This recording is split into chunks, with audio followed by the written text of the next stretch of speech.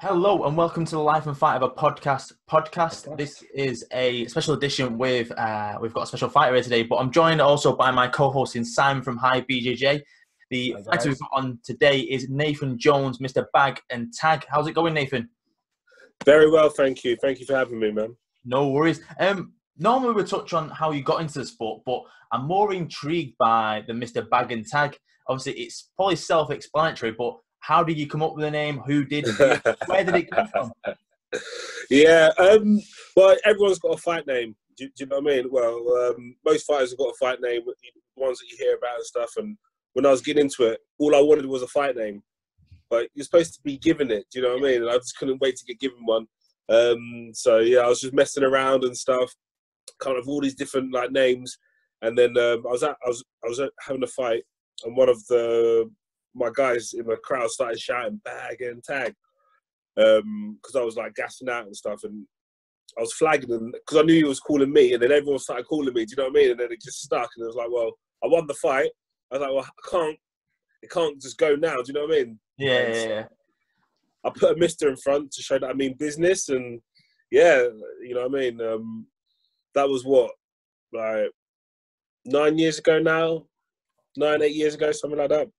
What event was that then? When that happened, what show was that and what opponent? The fight scene. It was in London. 2000. I can't even remember. Like 2011, something like that. Would it be your debut? Back in the day, it's semi-professional. Say again. Would it have been one of like your amateur debuts around then? Yeah. Just before I turned pro, you know. So yeah. I look back, I laugh and stuff, but you know, it was just something to do, and kind of it's quirky, and I run with it, and I'm proud of it now, and it's me, you know. Of course, I think me and Simon, I think the most we got to was the semi-professional level, which you don't really hear about anymore, which it sort of died away around 2012. But obviously on Tapology, it's down as an amateur bout in 2011 for you. But for us three, old school now, that's the semi-pro rules, which is sort of like amateur B now, give or take. Yeah, it was the old no headshots, and then it was headshots, and then it was full tilt on it after that.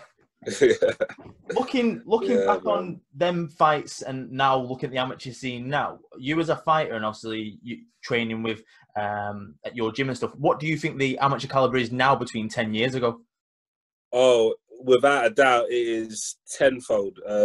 You've got some solid amateur guys coming through the ranks, you know, fighting on shows even before they get there, you know, like the amount of training and the accessible resources we have compared to 10 years ago has allowed the pedigree to evolve, you know, which is a good thing. It's only a good thing, and sports growing, sports spreading, you know, so we've really progressed, you know, as society, so it's good.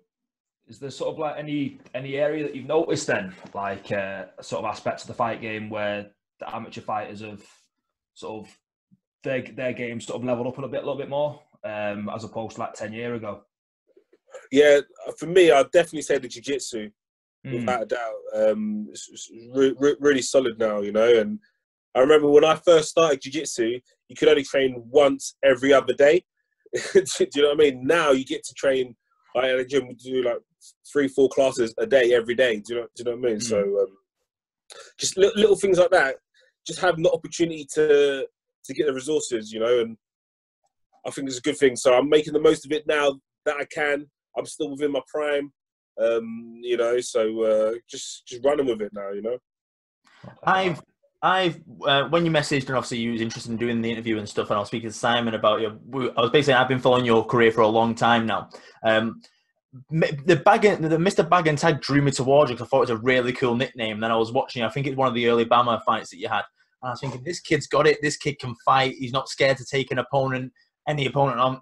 I think it was actually it was a few fights into this, but it was around when you was in the Warrior Fight series and facing Oscar Summerfield and stuff like that in BAMMA, when I was like, this kid's cool to watch. You're not scared to take on any opponent. Like looking at your resume here, like your Peter Keeley's, your Alex Lahores, Proctor, Houston, Wheeler, and your Oscars and stuff like that. It's the who's who of the UK and European welterweight and lightweight division, depending on where they're fluctuating. You as a fighter, what interests you most about a fight? Is it just the first name that gets put in front of you, or are you always looking for a test? I think for me, yeah, I'm always looking for a test. That's the martial arts within me. Do you know what I mean? To fulfill your potential. The sport is in me within as well, you know, because we all want to be the best, but there's ways about going about that, you know. For me, it's all about I want that test. I don't want an easy fight. I don't need an easy fight. That's not going to get me to where I need to get. Do you know what I mean? Yeah. So I started training relatively late in life. I started at 23. And because it's like a shelf life sport, it was like, well, if I'm going to do this, I need to put all my eggs in the basket and go. So I've always tried to take the harder fights to get that experience whilst I can, if that makes sense. Yeah, of course. You know, and you know, I'll take the wins with the losses. I would have loved, you know, a lot of those fights that I lost, I know I could have won, and if we paid it back, I could have won or whatever. And I would have liked to know where I could have got to had I won those fights. You know, I've managed to train with a lot of the top fighters now. I've gone to the gyms and stuff, and just to get that wealth of experience to compete against those type of people, to train with those type of people, it's cool, man. You know. So let's touch on right at the beginning then. Yeah. So you're 23 years old. What year was roughly that? 2010. 2010. So 2010 comes. Are you already a fan of the sport, or did it just come to you by chance? Was you doing something else? How did you sort of get into the realm of MMA? Yeah. No, I was just, in inverted commas, like your average kind of guy. Do you know what I mean? Yeah, played a bit of football, just, you know, didn't really do much other than socialising and stuff, you know. And I got jumped. Yeah, I was like, right, I need to get into a sport. Do you know what I mean? Self-defence. So my mum was always pushing me, nudging me, Nathan, get involved in self-defence, do martial arts. And then, so I eventually did. And I said, look, Mum, I've got a fight. She's like, what? And I was like, this is what you wanted me to do, Mum? She's like, no. I said, do self-defence, not become a fighter. What was that turnaround like then from that sort of first martial arts class to signing up to your first sort of fight? Like how quick turnaround was that? Yeah. So from the very first session to my first pro fight was like 2 years, but it kind of like started like just took a mind of its own, just because I was just saying yes to everything. You know, I was living my life by like the yes man. You know, wasn't really like in a good patch, and I was like, oh well, we'll see where it goes. So started saying yes. So I ended up going to this martial arts thing. And then they're like, oh, do you want to sign up? Oh, yeah, cool. We got a competition. Do you want to do that? And it just kind of like just went on and on and on. And I was doing well and I enjoyed it. And yeah, man. Oh, so what were like those early training days like then? So like those first 2 years, sort of like, was you like sort of, because I remember when I first started, I was like, I wanted to do it every minute of every single day. Yeah, yeah. So like, what was your early sort of training days like? The very first one, the one that made me think, was I got partnered up with this guy, and the guy is really good. Like if I told you his name, I'll tell you his name afterwards. Yeah, you'll be like, yeah, there's no shame in that. But when I very first started, he was like 13 years old, and I'm a grown man. Do you know what I mean? I was like, what's this boy gonna do to me? I won't hurt you. The guy twisted me up something different. I don't even know how many times I tapped. I was like, what? Wow. He amazed me. Like when I say he's short, he's only like 5'8" now. Do you know what I mean? Yeah. So he was even shorter than that. You know, not even like fully grown. His name's Wali Abdullah, and he's like top pedigree. Oh, the flyweight. That's it. Yeah. That's what he's legit. Funny. And I was like, wow. At the time he'd only been training like 6 months longer than me, but I was fresh off the boat, kind of thing. Yeah. And that experience made me think, I need to learn this, because if somebody that much smaller than me and could just manipulate me like that. And not that I was trying to hurt him, but I wasn't not letting him do. I was like, I need to learn that, and kind of fell in love with it. And throughout the training, I took the licks when I, at every given opportunity. And I learned from it and kind of progressed, and now I want to, get my own back. Let karma go and give my licks to people.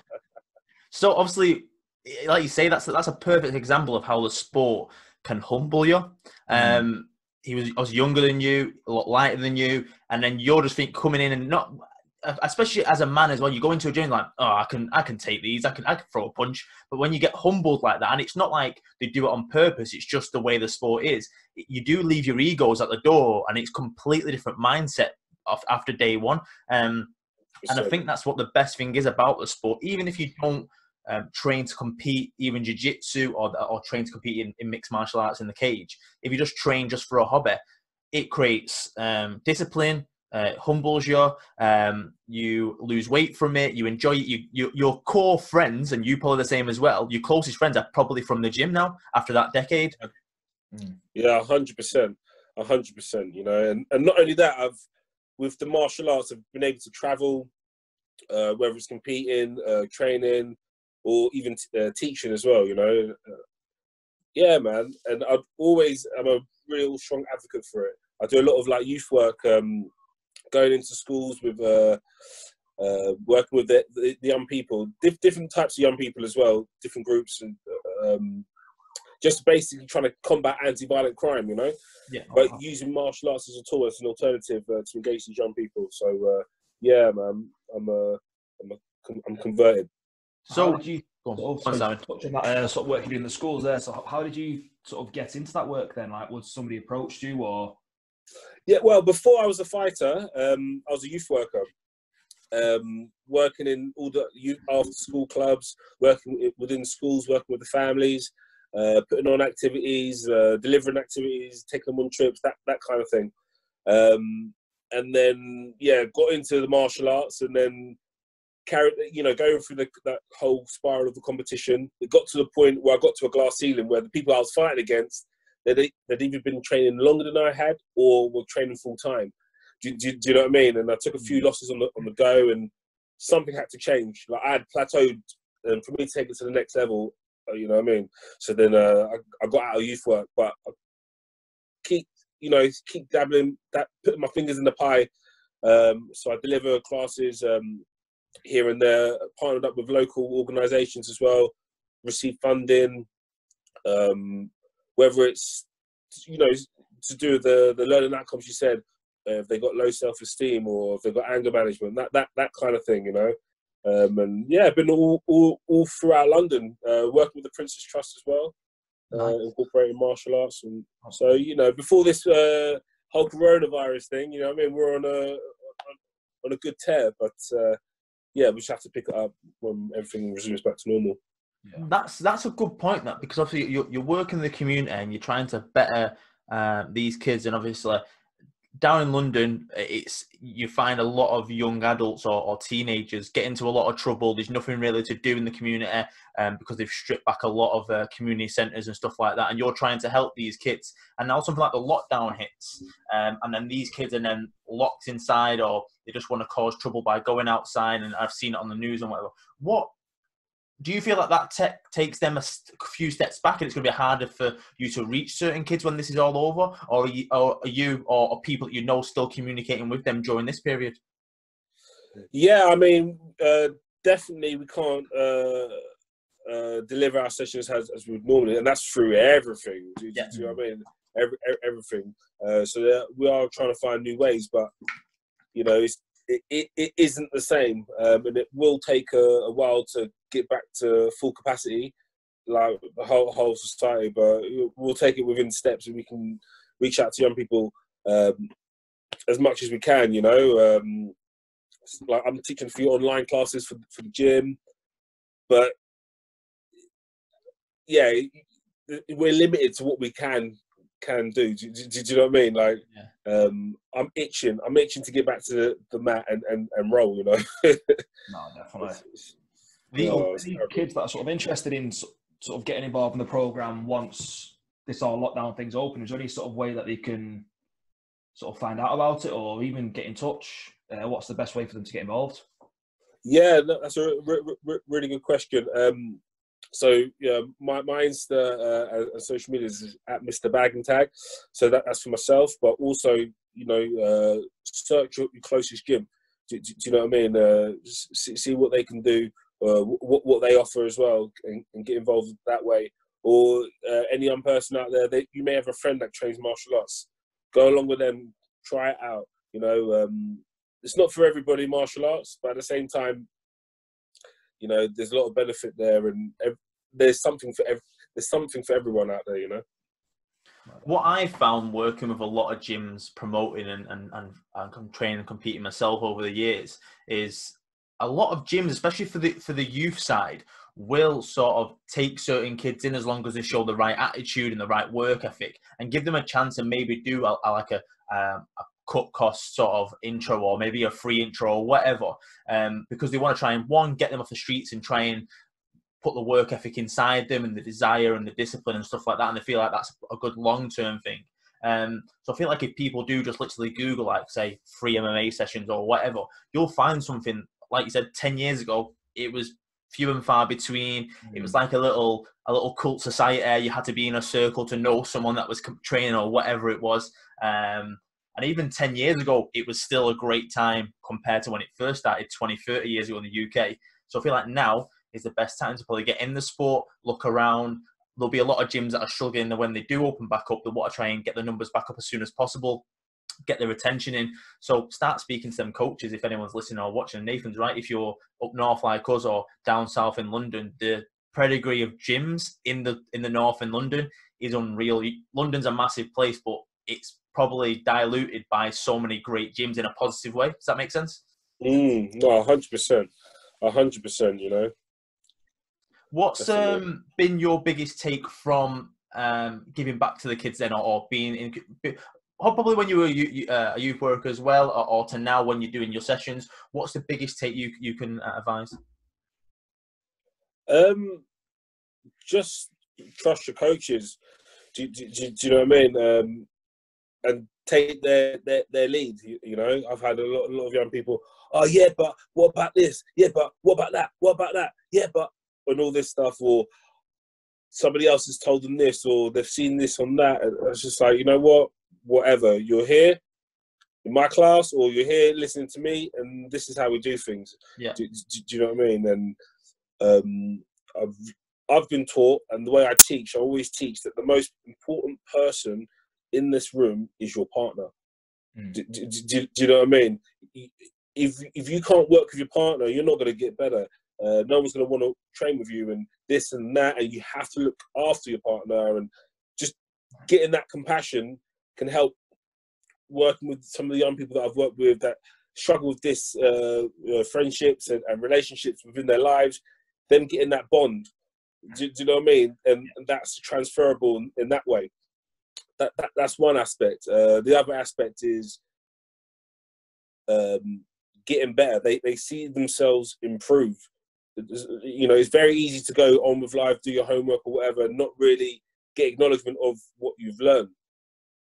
For you, do you know what I mean? And somebody, they walk in the gym, they can't do this, or they're like that, and then you see them like 3 months later, 6 months later, you know, you really do see that change. And I like pointing people out. This is this person, they've come to me, and or they've been with me here, and whatever. You see what they're doing. So if you want to do that, you can do this kind of thing, you know. So I like seeing good work, not just for me. If I see it out there and about in the wider community, what we do, you know, I like people doing good things and helping do that, you know.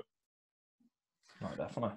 So your career started at amateur semi-pro, like we referred to before, back in 2011, 2012. Then you made the jump to the pro ranks. What made you take the transition between the semi-pro to the pro? Do you feel like there was no real difference and you just wanted to get the career jump started? Or was it, I've heard certain stories where they've turned up for a semi-pro fight, so much changed, and then they've just gone straight into the pro ranks. What was it like for you? Well, going back to like that very first like fight, where I came like Mr. Bang Tag, I ended up losing another fight, right? So the one after that, and the reason why I lost that was because the guy who just smothered me, like just wrestled me kind of thing, and the round wasn't long enough, and because of the close proximity, I couldn't get my strikes off, but I could have got an elbow off, and I couldn't throw an elbow, and the round was too short, and so I was like, you know what, fuck this, right? I'm fighting pro. I get a longer round, and I can elbow that guy. Do you know what I mean? That was going on in my mind, and at the same time, it's like, well, I'm taking all the risks. Yeah, the same things could happen in this fight, could happen in that fight. I'm putting all the hard work, effort that's required. You know what I mean? It's like, well, it's a no-brainer. Let's go. You know, I'm going to these shows, and I'm seeing what the guys at the top end of the weight classes are doing, and I think I can fight that. Fight against them. You know, hang there. So it was just like, yeah, we've got to do it sooner rather than later. And, you know, there we are. Amazing. So the December 2012, you made your professional debut against Muhammad Ali, not the same guy, because that was your horrific debut. Imagine if he steps in the cage with you. I don't even maybe his late stage in his life at that point, you'd still be worried. I'll be an awe, mate. Like, just be staring there like, I don't want to hit this guy. So what was it like? So like say, the shorter rounds was a big factor for you, and that's for anyone that doesn't know, it's around 3 minutes for an amateur or semi-professional fight, and it jumps to 5 minutes for a professional fight. And like you said, in professional, you can throw elbows. It's slightly different to back then, but like in amateur now, you can't throw knees to the head. You obviously can in pro. What did you take from that first fight? Obviously, from what I can see on here, against Muhammad Ali, it didn't go your way, but you were still learning at this point, and you were sort of striving to fight the best. What was it like? What did you take from that first professional fight? I loved it, man. I loved it. Even it wasn't like a fairy tale ending, but there's always a sequel. Do you know what I mean? We always go again. For me, I proved a lot for myself that I could become a professional fighter. Do you know what I mean? Like, I wouldn't say boo to a goose at school. You know what I mean? And I don't like. Funnily enough, I actually don't like fighting. I like competing. I don't like. You won't catch me, you know, on a night out in a fisticuff. You know what I mean? I would always back down. And 9 times out of 10, they'll see the ear, and then they won't want any of that anyway. You know what I mean? It's always the case of, oh, yo, where do you train, man? Where do you train? It's like, I just want to chill out, mate. I just want to relax tonight. Do you know what I mean? Do you know what I mean? So it's all good, man. So your early fights are with UCMMA. After Muhammad Ali, you won a 4-fight win streak, and a few of them are with UCMA MMA. So obviously in London and the south of England, that's a big event. What was it like fighting for an event like UCMA? It's still going now. It's up there with probably the best amateur and professional shows that the UK have ever produced. What was it like fighting for them? Oh, it was great. You know, I always like fighting at home because you get your whole crowd there and the atmosphere, especially when you're fighting against somebody else who's got a good crowd as well. Very intense. Whether you win or you lose, you know what I mean? You're putting it out there. But that when you win and you get your hand raised, that feeling, oh my God, it's better than sex, man. I tell you. Well, actually, it depends how you're doing that, you know. But it is a good feeling. Do you know what I mean? Like, to win, it is a good feeling, and in all sports, you know, it's just because I do find a difference when I'm in the cage and there's a crowd and there's a camera and it's getting streamed to whoever. Do you know what I mean? It's very different to just being on the mat with lots of other people competing at the same time and lots of other things going on. However, that same adrenaline surge is going through me. The same skills are required. The same grit and determination. Do you know what I mean? So it's you know, it's just the same thing for me. But that feeling is. You know what I mean? Yeah, man. So yeah, always chasing that win, and that's probably one of the main reasons why I compete so much. Whether it's you know, mat on the mat, the ring, and the cage. I'm trying to chase that win, compete against the best, become the best you can be. You know, as cliche as it sounds, but it is like that, and it is a roller coaster. Do you know what I mean? Ups and downs and that, but so then after the 4-fight win streak, a few fights don't go your way, but you can tell from even if you obviously I've followed your career, but just looking at like your topology and stuff like that, you can tell you've stepped up. You get the call from BAMMA, which was probably at that point when around BAMMA time, it's probably bigger than Cage Warriors, because Cage Warriors is going through a sort of a lull around the mid 2010s. Getting a call for BAMMA then, BAMMA 15. What was that like, getting the call off Jude Samuel and saying, right, we want you on this card? Obviously, you're both London lads. What was it like? Oh, it was wicked, because it's getting that recognition for the hard work. One is one, but also it's you're able to show everybody it's not wasted, this time I'm putting in. You know, show my friends, my family, my partner, like when I'm grinding in the gym, or you don't see me out and about as I would normally, because I'm training.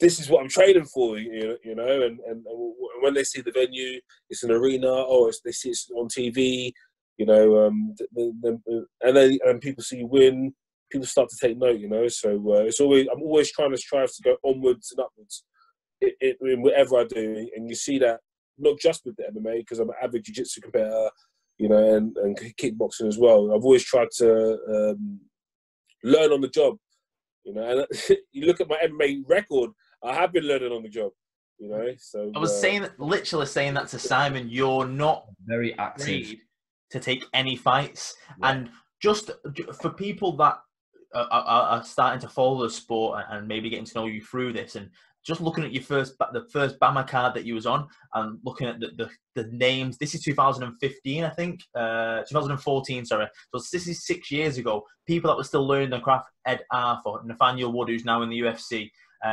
Yourself, Jefferson George, Jack Grant, Rennie Sardar, Ryan Scope, Ali Arish, who obviously lives up north, and you got Tom Duquesnoy, UFC, Colin Fletcher, who I followed for probably the longest because he fought my old coach in Matt Inman, Leon Edwards, Rocky, who's now in the UFC, and then obviously Ollie Thompson in the main event.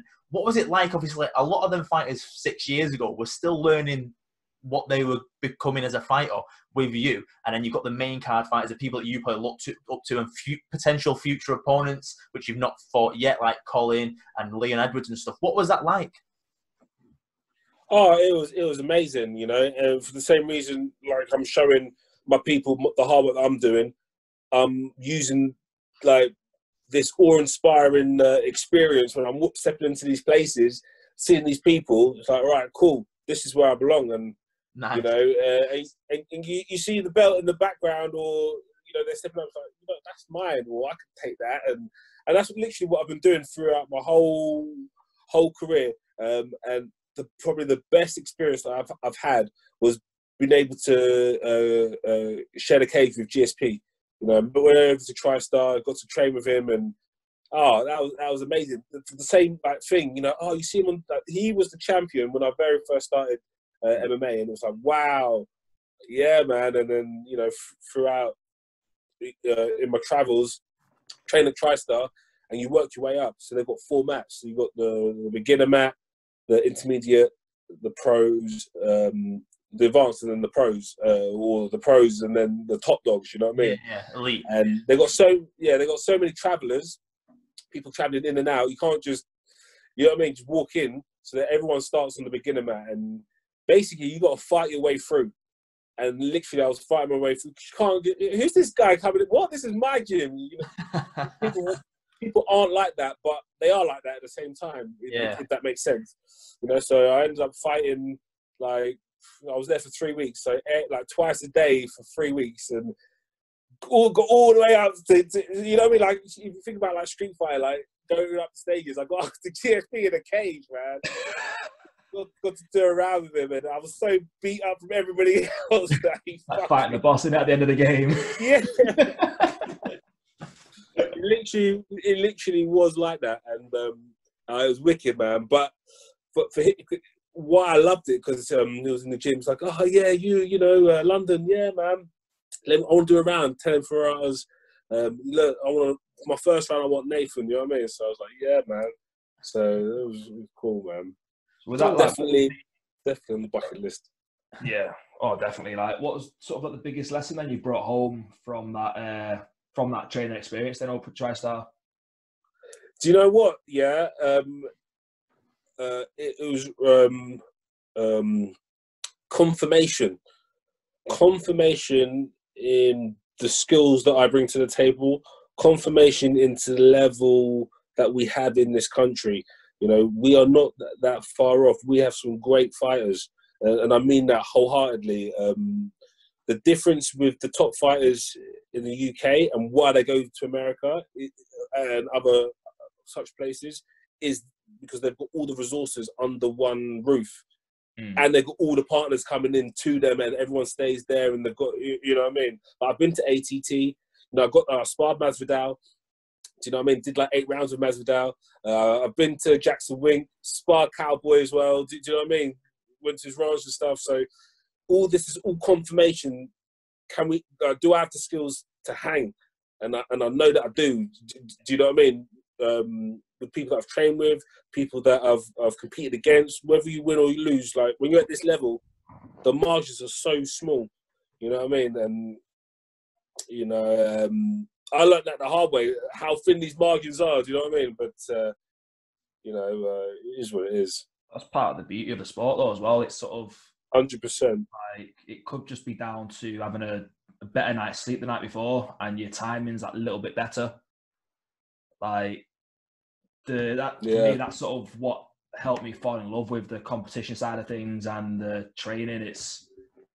There's such small margin of error that when you get 2 similarly skilled players together, it's just really exciting to watch, and the micro transitions and the sort of invisible stuff that you don't necessarily tend to see unless you've trained or you've been there. No, for sure, 100%. You know, and that's what I've been trying to explain to like my really close friends, like that I grew up with. You know, trying to sell them tickets to the fight. Oh, yeah, I'm fine. How much is the ticket? Oh, 50 quid. What? I can go and see this person or that person for that much. You're like, what the fuck? Like, I'm trying to. That's a great point, because you see a lot of it, and you see a lot of it now because of lockdown. Support local businesses, but they will go and support. I'm not saying your friends are like this, but they'll go and to buy a product like Kim Kardashian sells or whatever. No, they are like that. But they won't. But they won't support a friend. Like £50 or whatever the ticket is to support a friend fight is priceless, because it means so much to them that you're there and that there's a crowd there for them. And that, like football, that gives you the 12th man, that gives you that sort of oomph to, I'm going to do it. I can't lose in front of my family and friends. I don't understand the great meme that I've seen is like, it's like a Woodstock photo, like thousands and thousands of people saying the amount of people that say they'll come to your fight, and then it's just like the in-betweeners, the 4 people that come to the fight. Yeah. The amount of people that say I'm going to be there, or the next one. Oh, I'll go to the next one. Don't worry, but they never do. This should be your friend. I've had a mad experience. Like, because I fought Cage Warriors in March, just gone. So I sold about 80 tickets. It's in my home, you know, it's in London, in my hometown. I've got like a group of my young people that I'm teaching to take them to their first fight, and it was to watch me fight. I had them all there. Tom Hardy was going to come down as well. Nice. Come support me. Do you know what I mean? I had my missus, her mum was coming down. You know what I mean? My family, my dad was coming down. People that haven't seen me fight before coming down, and I had it all like set. And then this coronavirus hit, and then I had no crowd. And then it's all up in Manchester. Yes. You got moved to the Bowls, didn't it? Yeah. Don't get me wrong. This, you know, I'm not making excuses for the result, because it happened to my opponent. It happened to everybody that fought on the show. But it just was different to not know if my fight was going ahead. I'm fighting a French guy, literally, he got into the country like an hour before they closed the gates, kind of thing. So I didn't even know if my fight was going ahead. And I'm like drinking all this water. I'm like, well, is the fight going ahead? I don't know. Yes, no, Uminarin. Do you know what I mean? And then I'm fighting, and it's just silence. But I could hear my corner, and I could hear them so well. But it was just a weird atmosphere. You know, like you watch the Ultimate Fighter. It's just like no crowd. But at least then they've got their crowd, like the other housemates. But here it was literally just my corner, his corner, and that was it, and I needed that extra oomph that you're talking about. Like I just couldn't. I reflected and I was like, why didn't I pull that trigger? I had so many chances, and like I'm kicking myself afterwards. Like, what happened? And it's like, je ne sais quoi. I can't explain it. You know. That's a great point because. From what I remember, like over the last 2 months, that Cage Warriors now a second UFC because there was one in Brazil, and maybe one other event that's in the whole world that's been behind closed doors since around mid-March, in an empty arena. Just explain, like you can hear your coach, you can hear the foot stomps when you walk in the cage and you're moving, you're transitioning. You can hear, obviously, you can hear.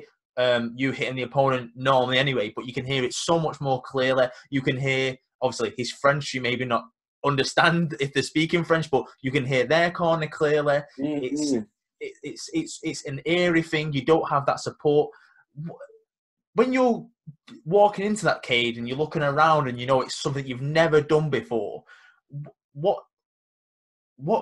how do you sort of motivate yourself to fit like this is a proper fight? Because it would technically feel like you're stepping in the cage with GSP in a gym. It doesn't. You've got to come out from training, fighting. How do you clear that mindset? Yeah. Well, the way I look at it is like this. I'm scared. Yeah, I'm going to like I'm stepping into the cage to fight somebody who's just as experienced, just as skilled, is trained specifically to take me out. You know, the risks are real here. So it's like the most dangerous snakes, the most dangerous spiders. That's when they attack. They attack when they're scared, when they feel threatened, and that's the mindset that I've got to put myself in. It's like someone's about to do me bad here. It's either me or them, you know. So that's where I'm going. I've got like a mantra that I say and I repeat over in my head to get me in that zone. So once my hands are wrapped, you know what I mean, I just repeat it. Because the mind's very good at playing tricks on you, to doubt yourself, to question yourself, to remember things that somebody else who doesn't even matter said flippantly, and it will just pop into your head when you do you know what I mean? So it's just, I'm a brainwashed zombie, like just over and over again. Like it's war. He's gonna do me bad. I need to perform. Do you know what I mean? Bag and tag. That's not the mantra, but it rhymed and it sounded good. So I the next one. So is that something you do sort of right through your camp as well then, sort of before training sessions and during your recovery time? Would you sort of go through that mantra and get yourself into that headspace to sort of practice before then?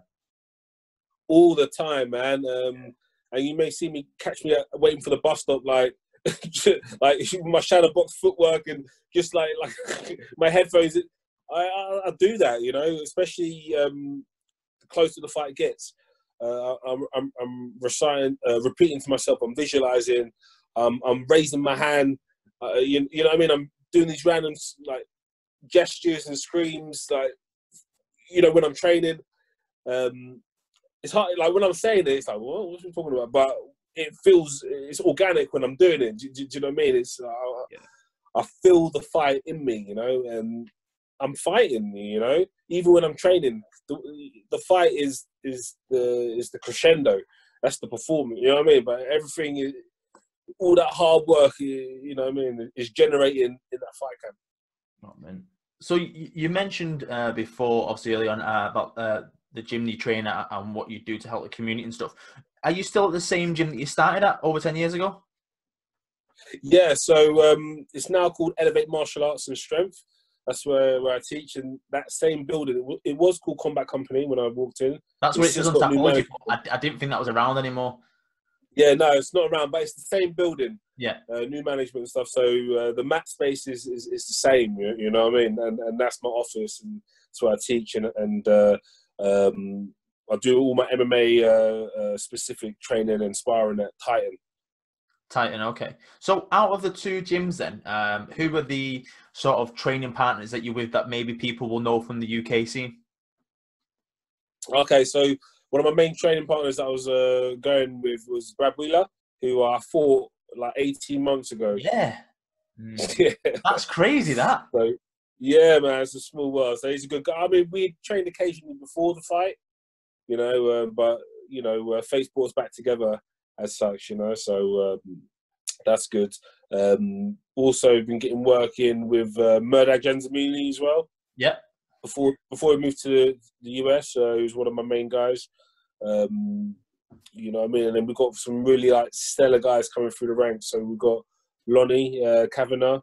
He trains out of GB Top Team. So before GB Top Team was part of Titan. Yeah. So Brad Pickett's thing, and Lonnie works and trains out of Elevate as well. So he's one of the prospects that you know I'll definitely look out for.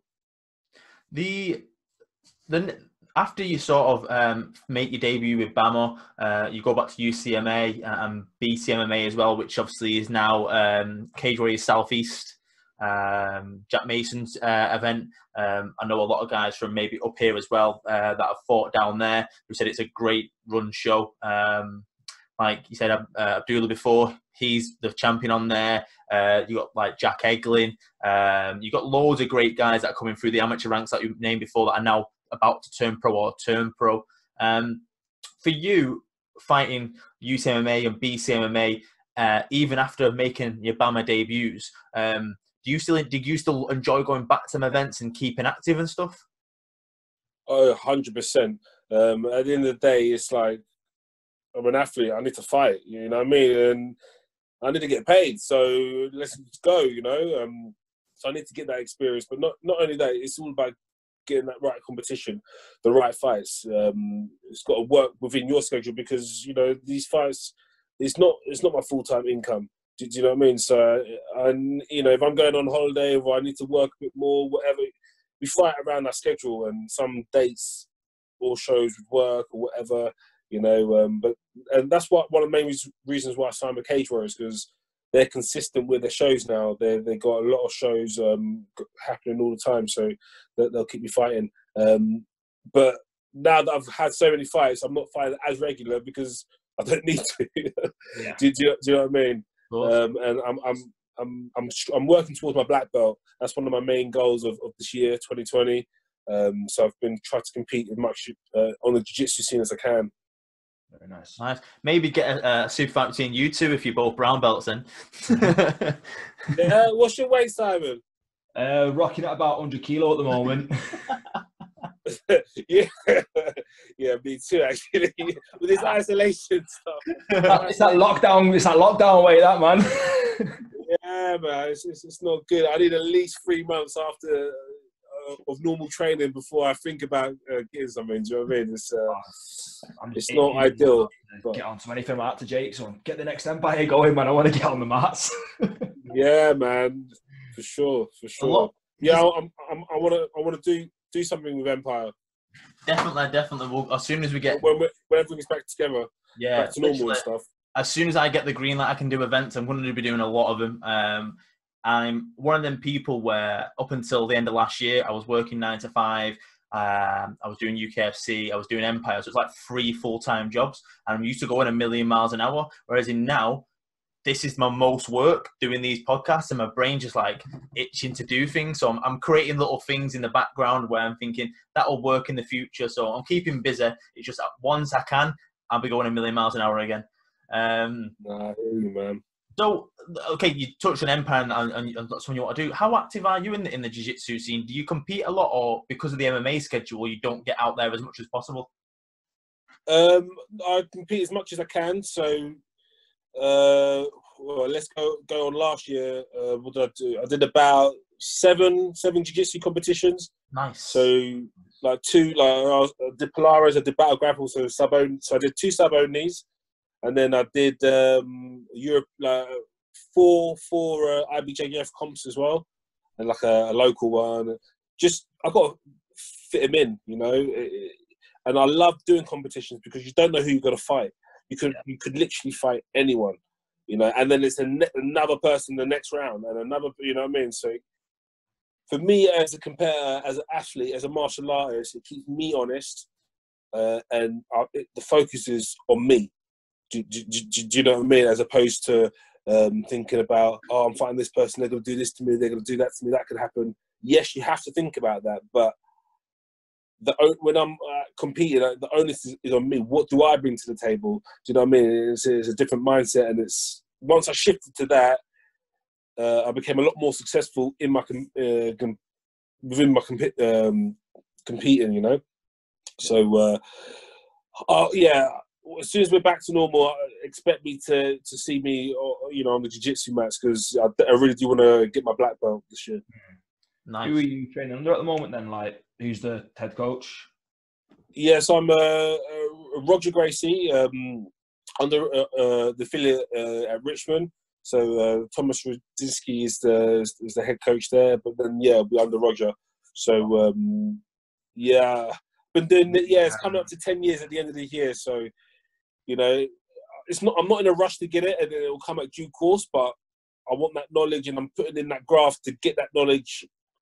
You know what I'm talking about. Do you know what I mean? So yeah, it's not a sinking ship. Like, you fill one hole, and then another one will start to come up, and you're sort of like trying to get as much knowledge as you can just by filling all the holes. That's it, man. That's it. Proper.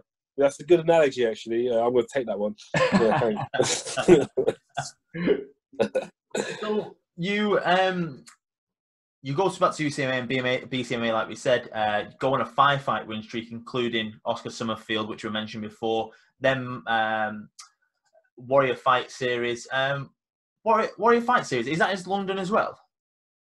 Yeah. It was York Hall. Was York Hall, current location. Yeah, and that was for their belt as well. So yeah, that's quite a few years ago. You're taking me back. There were some good days, you know. 5-fight win streak was good, you know.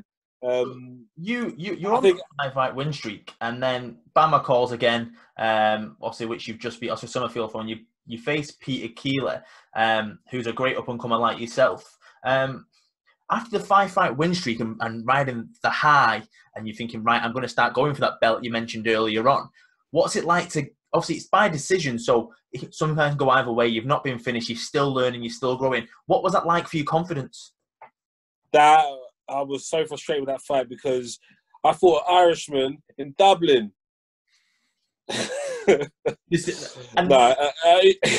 You know the judges are independent, but you always sort of go, hometown favourite. Yeah, I mean, it is what it is. I'm very confident when I say this. If that was anywhere else, or that was in London, it could have gone the other way. It's not to say that I lost. I didn't win, but I didn't lose, if that makes sense. Yeah. And that's how I feel about that fight. But, you know, he got the decision, and it is what it is. I love the fight. I had so much fun doing that fight. And I would do it again, you know, regardless of the result. Like, to go into enemy territory and to get booed and to feel that the boos echoing into your ear before you're about to go out. And this guy, when he gets cheered, it's like a riveting from the floor. It's daunting. And the camera's in your face. It's like, yeah, we're rolling, you know. You can't beat that, you know. That experience, that realness. Hence why I do what I do, you know. I fight for free, you know. From amateur, we train, we compete, we do it for free, but we get paid to make the weight. That's the uncomfortable part. So whenever I fight, I've got to make the weight. I'm going to get paid because I don't want to do it. No one likes to do it. Do you know what I mean? So, but fighting is the fun part, and yeah, man.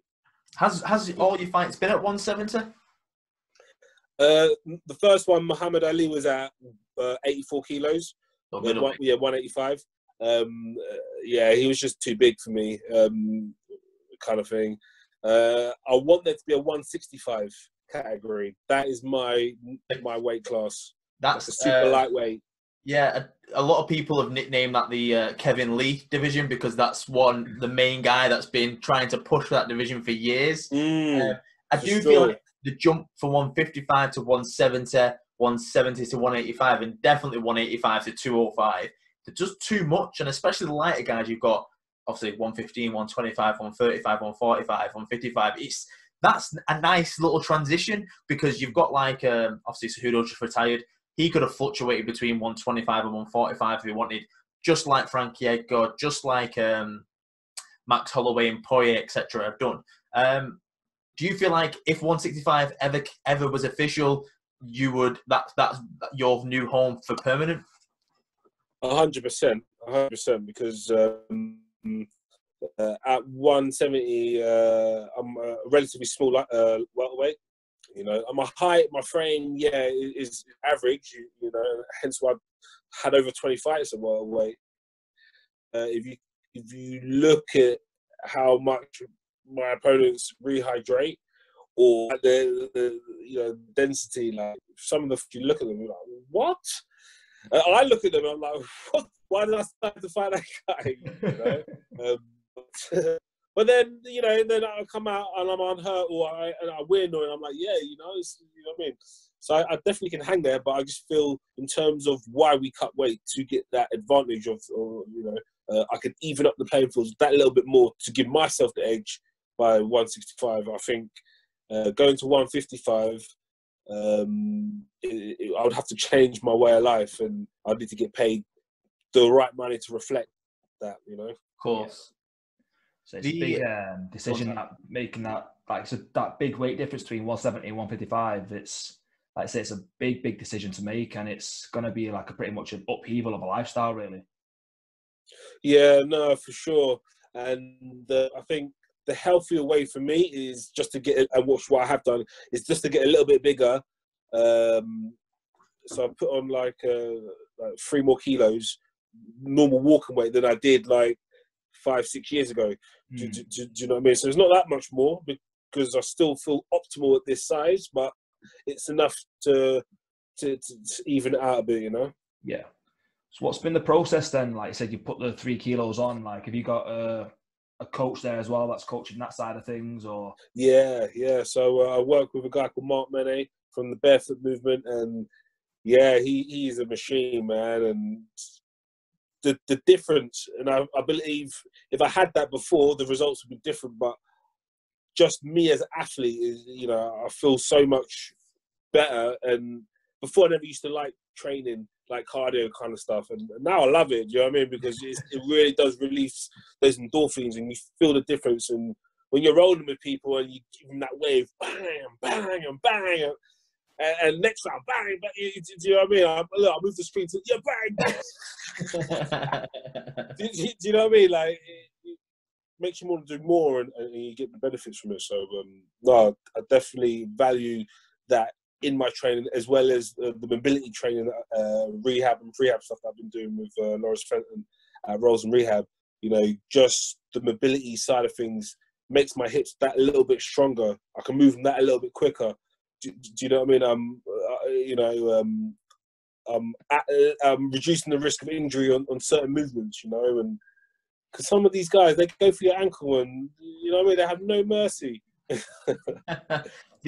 tell you what, oh my God, I tell you what, Chris Walsh from Next Generation, I competed against him on Polaris, and I'll tell you something, like, it's only because I was on competition that I didn't tap. And afterwards, I actually told myself off for not tapping because he had my ankle and he yanked it. I nearly lost my knee. Do you know what I mean? And then, like, I went back to afterwards, like, Nathan, what are you doing? I saw, like, the way it was, full on, locked on, and, he's a sizable guy, like, and he went like, I did like some Houdini, I don't even know what I did, but I got out of it. But then, my knee, I was like, had to do some good rehab for a good, like, 6 weeks afterwards. But but the adrenaline got me through, Oh my God! Literally, The thing about the next generation lot, they do drill that sort of stuff a lot. I've dealt with Ventre, Pimblett, Walsh, Mate, Ben Hills, the killers down there in relation to their game. So the fact that you didn't tap and you're annoyed at yourself just shows that you've got that grit and determination to try to drive through it. But then you always look back in hindsight and going, this is just a grappling bout. I'm not technically getting paid, if at all. My money comes from other things. Why am I risking that? And obviously everyone knows Alex Enland, and obviously he's retired now, but he was doing the original Grapple Nations, which was before Empire, and he had a couple he fought like Lloyd Cooper and Ross Nichols, if I remember rightly, and he tapped to both people quite early, and that's no thing because they're great grapplers, but he would turn around to him and was like, I've got fights coming up, I'm Cage Warriors champion or whatever. He stopped doing grappling because he knew he was risking too much by doing these and fight because of who he was. He had to face these high level grapplers. Is that the same for you when you go into competition? Is it always that thing that because of who you are and your name, maybe you got a little bit of a target on your back if people know who you are? So maybe people go at you a bit harder and there's a risk of injury? Without a doubt, everything you've just said and saying what Alex said, I 100% agree with. And the reason why I didn't tap is because there's two people. There's Nathan Jones, this sensible guy, this all these things that I do in the community and stuff. And then there's Mr. Bag and Tag. And Mr. Bag and Tag is a one SOB. You know what I mean?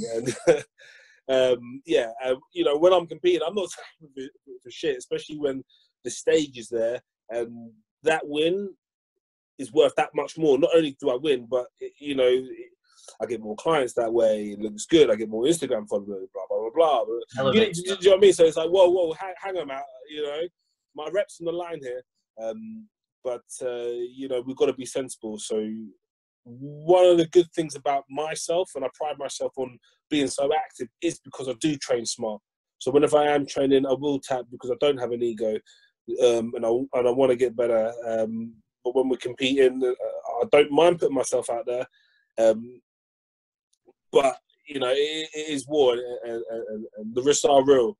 And touch wood, you know, I've come out just fine. Amazing. So you mentioned a few minutes ago that losing in Ireland was it hurt you a little bit because you felt like it was elsewhere you would have got the nod. But your next fight after that is back in Ireland, so you wanted to prove something. But it was to an English guy, so we both got booed. You know what I mean? So it's a stacked card again, and funnily enough, the first fight on the pro card anyway was Andrew Lofthouse. I don't know if you know who he is, but he was my first opponent in MMA back in the amateur scene, 2010, I think. Back then, I was around 2019. He was 17. He was world youth kickboxing Muay Thai champion. And going in there, he kicked the shit out of my legs. Thank God it was a no headshot fight, like a proper amateur C fight, because I probably wouldn't be here today with his caliber. But it just shows like the card that you had there, you are technically the main event of the card, bar the title fights. You put right under the title fights, which is a nice place to be. You've got Reece McKee and Jai Herbert for the lightweight strap. And then you've got the unification, technically, of the Lonsdale belt and the main belt of Tom Dukenwar and Alan Philippot. What was it like being in Ireland for that such star-studded event? And then you've got Walter Gahadza, who was a great guy, who at that point was undefeated. He was 16-0. It was the next big thing coming through and maybe getting position toward a title shot. What was it like? Do you know what? Yeah, it was good, and it's like he who dares wins. Yeah, and that's the best way that I can put it. You know, I was like you just said, he was 16-0. Nobody wanted to take that fight. Nobody, you know. So when it came to me, I was like, well, I'm not going to not take it, because if I'm the best in the world, then I can beat him. And that was the mindset that I had, and I knew beating him would give me that world title shot, which it did. Do you know what I mean? So it was like, well, let's go. Funny enough, I don't really tell people this, but had I lost that fight, it would have cost me money. As a professional fighter, it would have cost me money because I didn't get paid that much, but I got a win bonus, and the win bonus put me back into the thing. But I had to pay for my medical, so I had an MRI, an MRA, I had to do my blood test, I had to do my eye test, I had to do my medical, I had to do my registration. This one just safe. Safe MMA. All under Safe MMA. And then I had to get a further consultation, and then this and then that, and then you know what I mean. Plus, you got to pay for your banner, your t-shirts, the management fees, all this stuff. You know what I mean? And then I had to go to Ireland, and had I lost, I would have been, not made any money, But yeah, it's like I said, it's not about the money.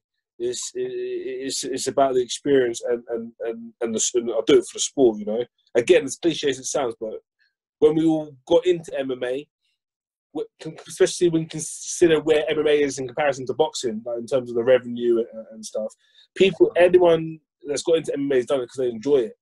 You know what I mean? And that's it. And same with jiu-jitsu, I guess, I think that's a kind of like unspoken story though of the sport, is like everyone sees the UFC events and the sort of fame and the glory, and they just sort of glaze over the graft and the money and the time that goes into it, and sort of it's very hard to make a living solely as a pro fighter, and I think it's very glazed over, and sort of it's never really spoken about amongst the amateur fighters really. So I think it's a valid point that he brought up there, and sort of it's probably a lesson that a lot of young fighters need to take on board and sort of realise that, there's gonna be a long time of hardship before that sort of glory comes. Just to touch on that before Nathan responds, this past weekend UFC, which obviously was UFC 249, this morning I've seen that the wages for all the 22 fighters in the card was around 3.7 million between them all.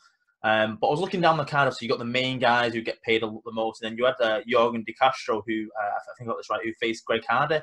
He got paid 27 grand for that fight, and he was on the main card on a pay-per-view amount. And it just shows if that's the amount for a bottom of a UFC, what others get. And I know bits and bats about what pros get paid on UKFC, and it's a very fine line as a promoter to put on these events for people to fight, to get the name recognition, to get to the top of. So like you, Nathan, you was on the youth MMAs and stuff and BCMMAs. Then you got the call for BAMMA, Bellator, Cage Warriors. You had to fight up to that, but even that isn't the pinnacle. You're still fighting to get into more Bellator or your PFLs or your UFCs, and then you still got to climb from there. So it's like a non-stop ladder of growth. I personally feel like the big events like the UFC should create a grassroots sort of platform where, because without these grassroots like UKFC and your BAMMAs or your stuff like that, without them events, people like yourself or Duke and War or Jai Herbert aren't seen, aren't found, and then UFC doesn't keep on growing. I feel like there should be a filter system so you guys get paid more, so you don't have to pay your wages to get all these medical things when it should be part of the package. I understand that events can't afford everything, otherwise the events won't go on. It's a balancing act. But what's your point of view as a fighter? I agree with you 100%. And even though I've done all what I've done, but I've done it because I've enjoyed it. Yeah. But for all the reasons you just said, it's a bum deal.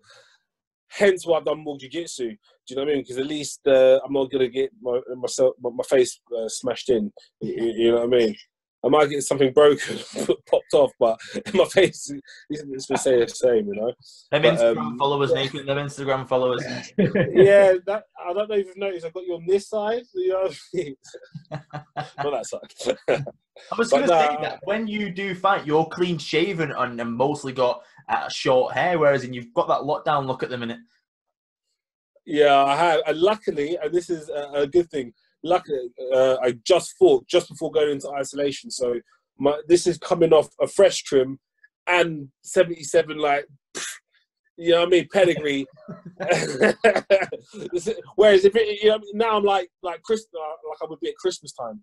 Whereas if I was like an average size to me, and I had like 2 months of isolation, it'd be a lot further down the spectrum. Do you know what I mean? So it could be a lot worse, is what I'm saying. So just touching on like the UFC and the grassroots, what do you, as a fighter, what do you think needs to change, especially at your level? What would you like to see changed, if at all? I would like to see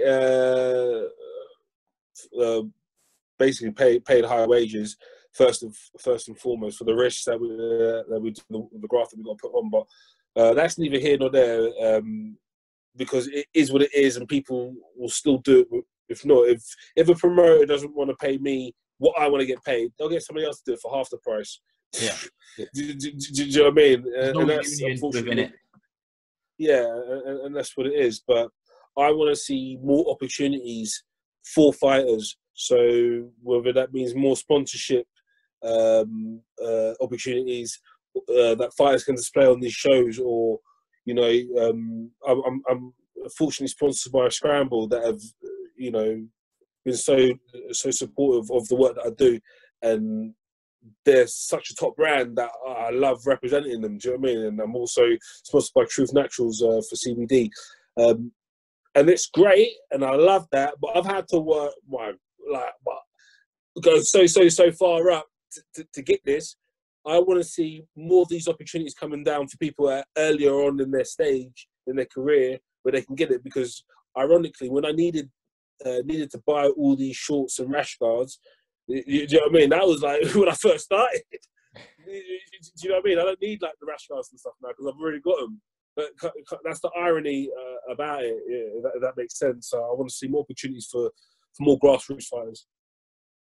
The one thing that I've always felt like there's a gap, maybe not in the market. I don't know if anyone could make money from it, but sort of like a platform where someone offers out or gives advice to sort of young amateur, maybe early pro fighters, where the best way to be noticed, maybe not like the Henry Cejudo way where you just look like a proper crank and it's just, you just look like a muppet.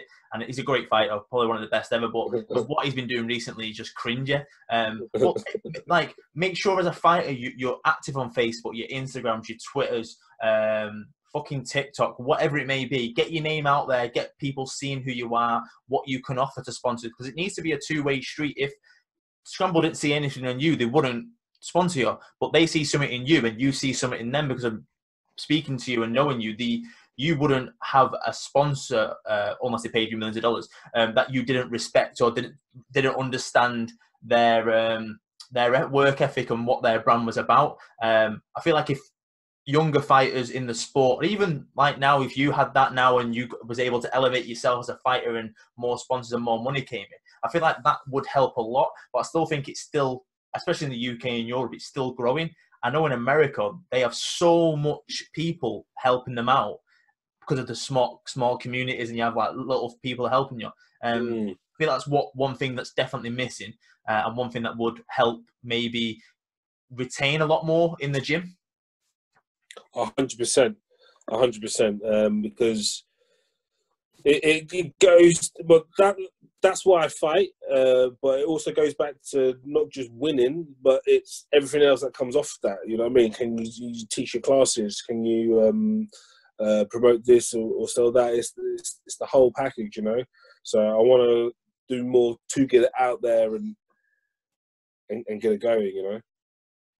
It's almost kind of like a mentor program for young fighters, like sort of some sort of support group where it's sort of like, okay, here's what we would have done differently maybe, or here's the lessons that we've learned by going through them. We don't want you to go through them. Let's sort of guide you through your career without having to make the same mistakes. Yeah, no, definitely. And that's one of the things that I like to promote, that sets me different from some of the other coaches, because I have put myself out there. I've been in the trenches, and I've made mistakes, but at the same time, I've followed good advice as well. Do you know what I mean? I can see the differences throughout that. So that's why I'll always encourage everyone Have we lost him? to go compete. You know. We lost you for a little bit then, but I think we've got you back now. There's only about 2 seconds. So let's move on your career. So you get the win on BAMMA, and then the call up, sort of maybe the highlight side is Bellator. Obviously, at this point, if I remember rightly, Jude Samuel is getting more involved in the Bellator route, and the BAMMA events are slowing down. Is it him that obviously knew you from BAMMA that gave you the call, or was it somebody else? No, it was him because at that time, BAMMA and Bellator were working together. They'd done a couple of events before where it was a BAMMA prelim. Yeah. Oh. And use Bellator money with the BAMMA contacts, you know, and it was like, well... You're losing him, Si. Yeah. We seem to be losing you a bit, Nathan. Have you got me? Pause, but it shouldn't affect me either way. So we're back. A little technical difficulty there, guys, but we're back. Okay, so you're in... so you talk about Bellator, then you get a call from Jude. Just continue from there. Sorry, pal. Yeah, no, I was just going to say, you know, they're working together, and it was like they needed a local top fighter, and that was me, and got the call and got the win. So good day in the office. So fighting on Bellator, you're with sort of the world-class fighters in the dressing room, like your Chet Congos, your Lee McGarry's, who you're sort of looking up to around your neck of the woods, Linton Fussell's, Paul Daly from Nottingham, obviously, infamous in the UK MMA scene for a very long time. He's facing Rory McDonald, which I presume that you would have maybe crossed paths with at TriStar? Yeah. I didn't get to train with him. He wasn't in training at that time. Like, fought just before I'd come out, kind of thing.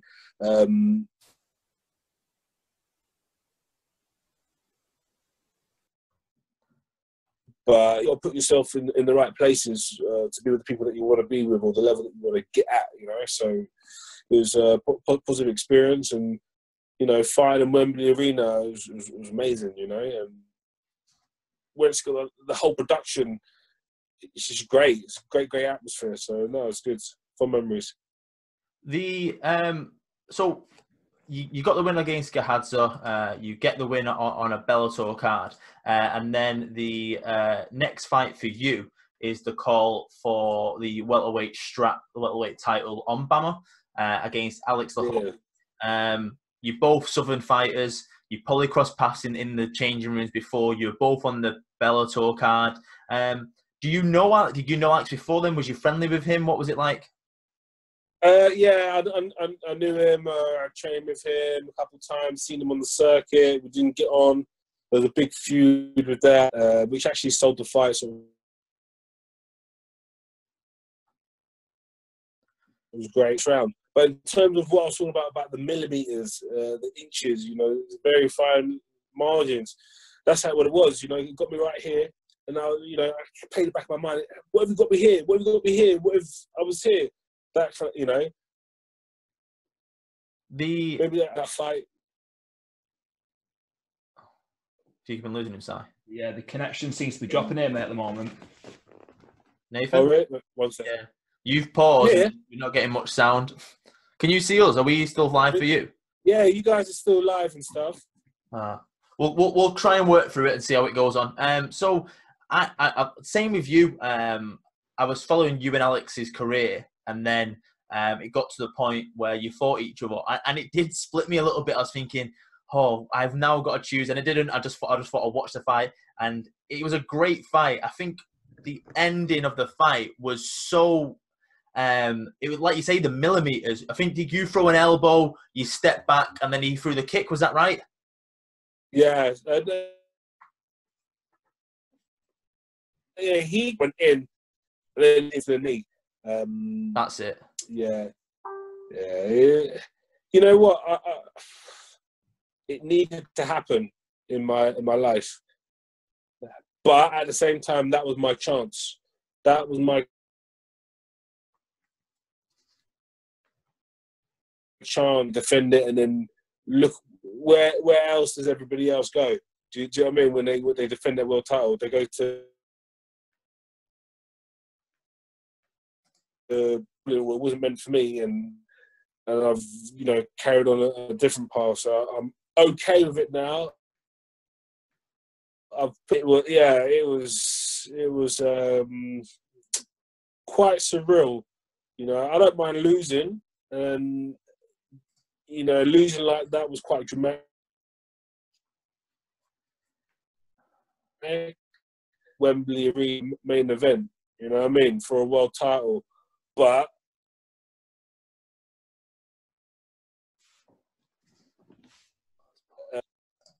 now, so you've just mentioned the Alex Lahore Wembley Arena. It was sort of at that point the pinnacle. You're fighting for that welterweight strap you referred to all them years ago at BAMMA.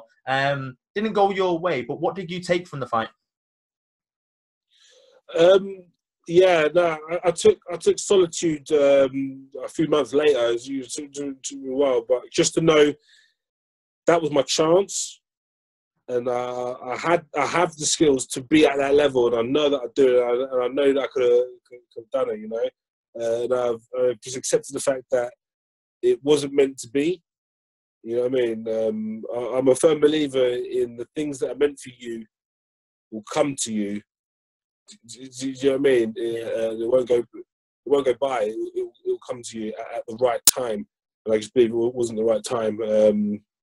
But yeah, it's definitely a story to tell my grandchildren. Do you know what I mean? So that's a main event for the welterweight strap in Wembley Arena, the hometown. It's technically, apart from the W and maybe getting that belt, it's quite a high. It's something that you say you can tell your grandchildren, which is great. And obviously, Alex has done great things. I was first time I properly met him was in Dubai in February. I was over in Dubai for a friend's fight in Aranaba with one of the business partners at UKFC, Steve Nightingale, and he was there. And it's a bit, I don't know, for me, I don't really get starstruck, but I do with certain fighters. And I thought if I ever met you in person or Alex or someone like that, I'm like, because I follow you so much, it's like he was nice. We spoke to him and his coaches, and I get that's what is a good thing out of that fight. Do you ever speak to him still a little bit? Obviously, I know there's a bit of a grudge before that, or has that gone now? No, I don't speak to him. Would you love the rematch? I'll leave it at that. Is anything about me? Maybe we get you both at some point if a rematch is ever there. Yeah, I'm down, man. No problem. So you then unfortunately go on a bit of a losing streak, but looking at these names, these are guys which are killers like you. And it just doesn't go your way, like the Adam Proctors and the Ross Houstons of the world, which are still doing great. Yeah, man. After being, obviously, riding that win streak, getting that strap and then going on sort of a downturn, what does that do to you sort of mentally as a fighter? Do you are still striving and still looking at the upside? Or is it a point where you think maybe this isn't for me anymore? What's it like for you? Yeah, I did feel that, and I do feel that. But you know who's with you. You get to learn who your support is. Do you know what I mean? Because they're there for you when the times aren't as good. I didn't want I put so much into martial arts that if it doesn't go my way, I don't want to just quit and be like, oh, this isn't for me. I've committed to this, and the hard work and the sacrifice that I have done isn't going to go in vain. And you know what? It's okay to lose. You don't know, and that's one thing I've taught myself, and martial arts has taught me that it's okay to lose. You get up and you go again. And I feel if I genuinely believe in my skills, then I'm going to keep doing it, and I have, and I never get people to support me because I'm the winner or I'm the best or I'm going to do this, I'm going to do that. It's about seeing me compete at the level where there are no handshake, no favors. You know what I mean? This is honest graft from the get go. So it's cool, man. So with the you touched on it earlier on. You get back in the wing column by facing an old training partner in Brad Wheeler. That was on Cage Warriors 99. That was November 2018. Just talk us through, obviously, you fought in July 2018 against Ross. Then you get a call from, I presume, Ian Dean at Cage Warriors with maybe a couple of names, and Brad Wheeler's one of them, or just Brad Wheeler. What goes through your head when a former teammate and technically a friend gets put in front of you? Yeah, it's all good. I mean, at the end of the day, this is business. Do you know what I mean? And there's only a handful of fighters that I can fight, because on paper it's got to read well. You know, we've got to be evenly matched. Not evenly matched, but it's got to look good. They've got comparable amount of fighters, so the record's comparable. You know what I mean? And for me, Brad Wheeler was perfect. He's a good guy, a tough guy. I know he's going to bring the best out of me. He's going to show up, make weight. You know what I mean? He's been around, so whether I win or I lose, it's a good thing. Yeah. Do you know what I mean? Just the same way you've said about the other guys that I lost to. You know, when you read between the lines, and you see the you know, the background foundations around it, you're like, okay, well, it's acceptable. You know, so I saw it as a good opportunity to test my skills and to you know, test it against somebody who's achieved and established. So it was perfect. Did you maybe shoot Brad a message when the fight got confirmed, just saying best of luck, fella, or did you not? Was it none of that? Oh yeah, no, I bumped into him at a fight show before. We shook hands and hugged it out. I was like, yeah, man, let's go. Best of luck with training. And that was it. And then I still had him on social media, so, you know, following a few stuff. Likewise, it wasn't like, oh yeah. And again, after the fight, you know, we hugged it out. You know, still, you know what I mean, messaged each other. But when we got training again, you know, started training with each other again for my last fight, it was like part 2 of the fight. You know, I wanted to prove that I beat him and I was better than him. He wanted to prove that he weren't having a good day and he can beat me. And it was good, man. We racked it out. It was good fun. Like they're saying it, like competing against like training partners or people that you're more familiar with, you can have more fun in the ring. You can sort of let the flair show a little bit and just really get in there and enjoy it. There's a little less of that change in danger type thing going on. No, exactly.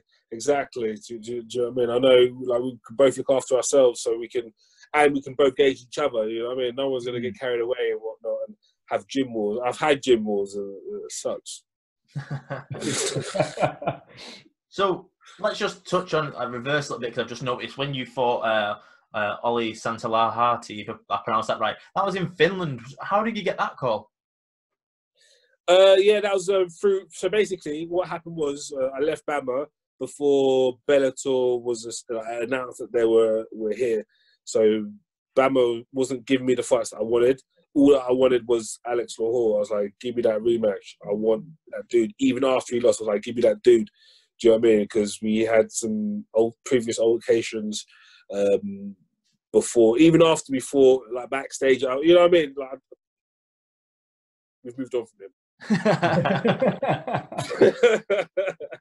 Anyway, yeah, so yeah, they weren't giving me the fight, so I was like, well, whatever. And then before Cage Warriors had their show, this fight was due to go, you know. So I was like, yeah, give me that fight. I'm good to go. At the time, I was training in Jackson Wink, so I was fight ready. I was getting the right training in, and he was a good pedigree. And it was an international fight. Again, you know, I lost the decision. I believe it was hometown favourite. You know, if you fight a hometown guy, you have to finish him, because if you don't, I'm not saying it is always the case, but the chances are, if it's a close fight, it's going the hometown way. You know, hence why I like fighting at home. People like it, yeah. But you know, I mean, no, it was good scrap. I really enjoyed it. He's a top fighter as well. And Helsinki's lovely. So Brad Wheeler win, Martin Harris win, and then we touched on obviously the COVID-19 Cage Warriors moving to Manchester. Everything that happened to there, that sort of brings up to date with your pro career at this point. Let's touch on like the now then lockdown. how is it affecting you the last sort of 7-8 weeks? Are you still training at home? If so, what are you doing? How has it mentally affected you? Yeah, it's affected me a lot, but at the same time, it hasn't, because it's affecting everybody. Yeah. We're all in this situation together, so life continues. I took a little break. Took a little break because I had to recover from the fight, and I've got a newborn daughter. Oh, congratulations! Thank you. She's just under a month old, so it's been all hands on deck with her. But at the same time, I've been using this time to be positive, to work forward, for when we come out of this lockdown. So all the things that are on to-do list that don't get done, they're getting done, so sorting the website out, getting this done, that done, blah, blah, blah, you know what I mean? So taking positive time for that, and I have some, much earned needed family time. But so you, technically, if this didn't happen, and obviously you would have still been maybe going to the gym and training and maybe looking towards another fight, maybe the summertime or maybe a bit later because of the birth of your daughter. So you fought, what, 7 weeks ago, give or take? You would have had a couple of weeks off, obviously not off, but a few breather weeks. Then obviously the baby's born. You probably would have wanted to spend a few weeks helping and bring her into the world and stuff like that. Right now is probably when you would have been kickstarting it back up. So I guess in hindsight, nothing maybe has changed apart from you couldn't train rather than training here and there and keeping active and stuff. Do you feel like you, for argument's sake, everything opened up tomorrow and you can, everyone can start fighting from this Saturday? Would you want to get in there as soon as possible, or would you be like, no, I need 4, 8, 12 weeks? Yeah. For MMA, I need about 6 months, I reckon, to get down to the fighting weight. Do you know what I mean? But no, definitely, I need to get back to the gym and to train at that frequency, that frequency at high level competition rounds. You know what I mean? Every other session or every other day. You know what I mean? Like every day, but whatever my training is. Once I can do that again and feel good, then I'll look to book something. I mean, I was due to go to do the European Masters at IBJJF, which would have been like last weekend or something like that. Is that in so Rome? I was a bit gutted that. Barcelona. Oh, Barcelona. Yeah, Barcelona. Yeah. I was due to do that, and I was, you know what I mean? I was in talks with Polaris. I was due to do that end of June. They had a show, in the works, and I was like, yeah, I will do. You know what I mean? So the plan will continue, but just after like 3 months, back in the gym, and then I'm gonna be as active as I can, because, like I said, like I really want to get my black belt. Potentially see you in no-gis at Rome in October. Yeah, I mean, I'd love that. I got bronze last October, nice. So I want that gold. I don't, you know what I mean? If it's not gold, it don't count, kind of thing. But at the same time, that's the good thing about jiu-jitsu. We don't count losses. You can say, I'm this champion, that champion. But how many times you can compete? Like, or whenever, but with the MMA, it's like, well, they look at my record. Oh, you've had a lot of fights, but you've had a lot of losses, But I'm just experienced, I think that's coming away, though, from the fight game now. The more that MMA sort of become sort of less of a sort of spectacle and more of a sort of legitimate sport. Like in the early days, it was sort of like, oh, cage fighting, and now it's like, oh, what, you're a professional fighter. It's sort of that, having that perfect clean records kind of coming away. It's like, it's less important in MMA. It's more who you fought and whether you've put it out there and put it on the line, as opposed to, oh, you're 50-0, but you've fought guys with negative records. It's like, no, you fought legit guys and you've got the experience. It's not looked down upon now anymore. Yeah. No, you're right, Sammy. But you got to tell Instagram that. You know what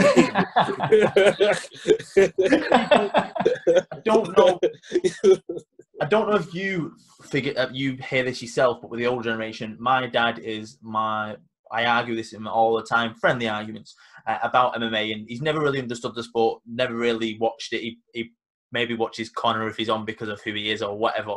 But he always goes, that guy's 17-7. Like, he mustn't be that good. Like, he doesn't understand the concept, because boxing, you get to like 20-0 fighting hand sandwiches. You get given these easy fights, and then you get to the top degree. But then they talked about when AJ got beat off Ruiz, oh, it's the end of his career. What? It's one fucking loss at the world elite stage. Like, he has that mindset of more than one loss or two losses, your career's gone. And that's one thing I've never understood. If you put someone in front of myself like you and look at your record and go, I would rather fight you for what you've become rather than a hand sandwich. It means more. Even if I knew I was going to get beat up for 3 or 5 rounds or whatever, or the one round you finish me in, I feel like it means more now to face someone like you who's fought the who's who, rather than facing, like, you look at these people that are like 16, 20-0, and there is the rarity of them out there. Like, you've got Abdullah and you've got Mokiev and the amateurs, which have still fought great fighters and are just better, but they're not in the pro ranks yet. Whereas in you, if you look at every win and every loss, they've fought the who's who behind them. Does that make sense? No, 100%, you know. And yeah, that's what I pride myself on, and being Mr. Bag and Tag. Do you know what I mean? And you know, so that's me, man. If you had to look back at your career, what's been? You've already answered who you'd like to rematch, Alex. But what has been the highlight? Has it been a win, or has it been the welterweight title fight? Yeah, probably the highlight would have been the 16-0 win. Taking that O, you know, was probably the best, because nobody, even in my own camp, thought that I could do it. Like, why are you gonna fight him? You know what I mean? Like, what? Are you sure? What? It was a lot of that was going on, and it was like, well, if I'm gonna do this, I need to prove that I can do this, and I, you know, and yeah, for me, and then, you know, I got the world title shot, so I was like, wow, yes, you know, so I want more of those kind of fights. And I've been searching, you know, but it takes 2 to tango. You need 2 people to have that good fight, you know. Yeah. Like my last fight, on paper, it was a tasty fight, but the fight was rubbish because our chemistry just was all right. The fight was all right. I lost, but I could have done better. But do you know what I mean? It takes 2 of us have got to gel together, you know. So with Cage Warriors, then you've fought your last 4 fights with them. Are you signed to them, or is it just fight per fight deal? Yeah, so I've just finished the contract, so we're ready to renegotiate. But obviously, subject to everything restarting up and stuff. So yeah, I'd like to stay with Cage Warriors, but at the same time, you know, we go to the highest bidder. It's a business at the end of the day. Of course. We all want to get paid. Who can, you know, put us on the biggest stage or give us the best opportunity. But yeah, regardless of where and who, I'm definitely going to still be competing, you know. There's plenty of organisations out there which may be interesting in you, but obviously, like you say, you like fighting at home. It's more convenient. Cage Warriors is probably the epicenter of UK, London, Europe anyway. Is it any other organisations bar the UFC? Obviously, because the UFC is probably the end goal for most people. If I'm wrong, tell me. But is there any other organisations out there that you wouldn't mind competing with? So like maybe a KSW or a PFL or ONE FC? Who would be sort of the go-to if you could, apart from the UFC?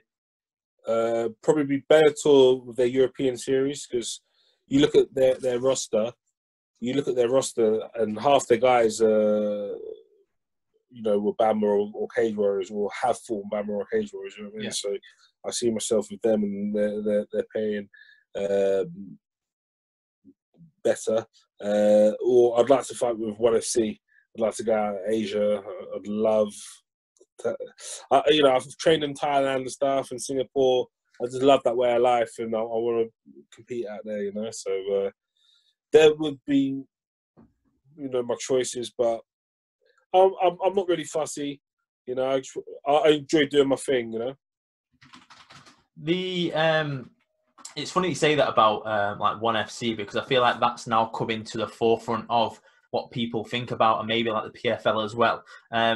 It's like I say, the lifestyle of maybe competing at ONE FC. They'll fly you out. You get to train out there. The nice weather, the beaches. The training level will be elite level, and then you get to fight in such a great audience which understand and respect the sport, and then you get paid for it. It's like a job holiday. Does that make sense? So Yeah. Hopefully something like that comes calling, or maybe Bellator give you what you want if Cage Warriors don't, and you go over to maybe America at some point and compete there, because I guess that would be cool. Maybe training with Jackson Wink or TriStar in Canada, and then fighting in the North America. Is he anywhere you would like to fight in America if you could? No, anywhere. You know, onwards and upwards. Somewhere in America would be great. Somewhere in Asia would be great. You know, but I'm happy to stay at home as well, because a lot of these shows travel. So, you know, I just want to stay active. You know, you definitely see me when things resume. You definitely see me on the circuit. So we touched before the interview that you haven't watched this past weekend's UFC, so we won't really touch on that too much. But we'll get your thoughts on. I saw the results. I just didn't see the fights. Okay. Sorry, I didn't justify myself earlier. I was like, anyway, I am a fighter, you know.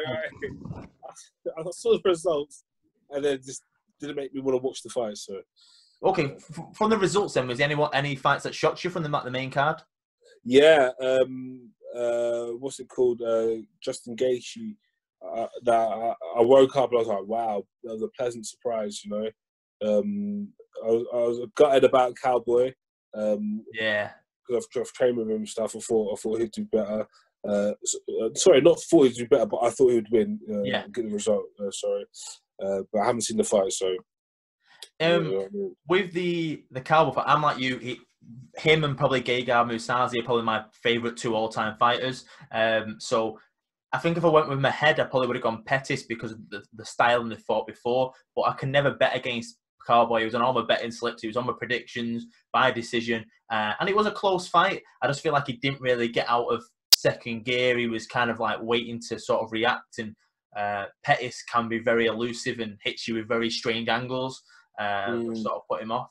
But yeah, I was sort of most gutted about that.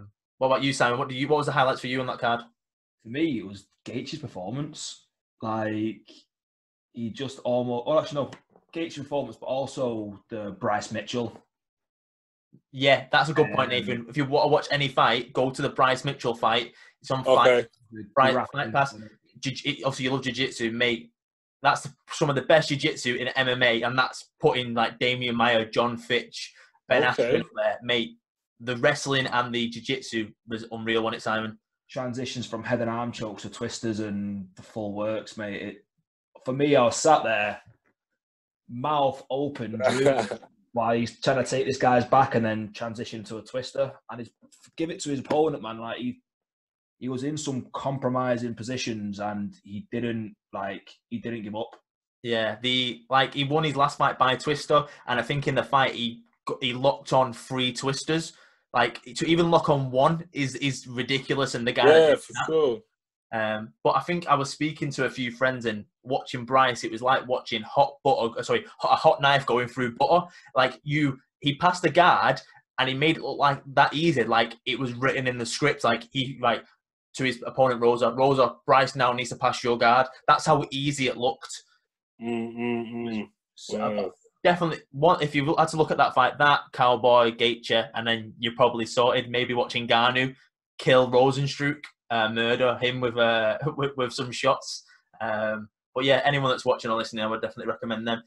We'll look at next couple of UFCs then with you as a fighter and what you enjoy. The main event is Anthony Smith and Glover Teixeira. Who would you pick there, Nathan? Smith. Smith. Yeah. What? Yeah. How would you do it? Didn't he win his last fight by submission? Let's have a look. One fight before or something like that. And he finished Gustafsson. Yeah, you're right. That's it. I was like, whoa, that surprised me, you know. Yeah, so no, but I know Teixeira is a like slick jiu-jitsu, but I mean, I think Smith's better all round. I think.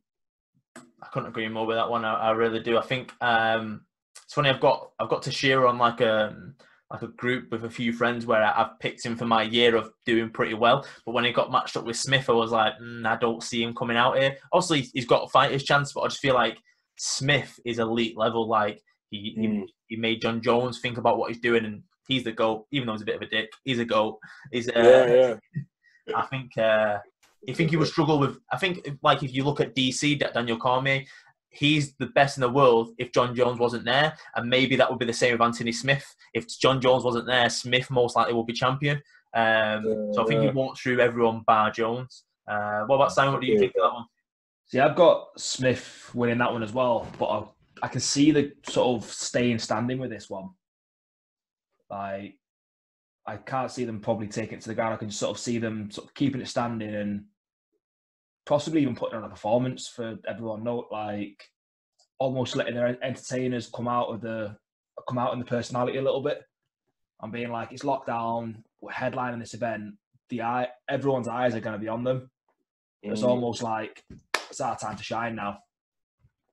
Yeah, for sure.